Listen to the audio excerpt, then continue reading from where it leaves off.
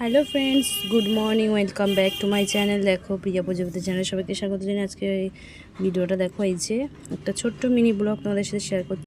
দেখো, আজকে নবরাত্রি ছিল, কালকে রাত সারা রাত ধরে পুজো হয়েছে। ভোরবেলা দেখো কী কী হয়েছে, পুরি মানে লুচি, তারপরে সব রকম সবজি টুবজি দিয়ে, দেখো মটর টটর বাদাম টাদাম দিয়ে একটা তরকারি, আর এই যে এটা জানি না কী হবে একটা কিছু, আর এই যে একটা বড়া টাইপের দেখতে পাচ্ছ, এইগুলোই হয়েছে।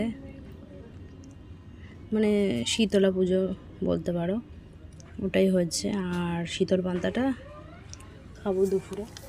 এখন সকালে এটাই হচ্ছে এখন ব্রেকফাস্ট, দেখতেই পাচ্ছ, এটাই প্রসাদ। তা কাদের কাদের বাড়িতে এরকম রামনবমী পুজোতে এরকম হয় কমেন্ট বক্সে জানিও।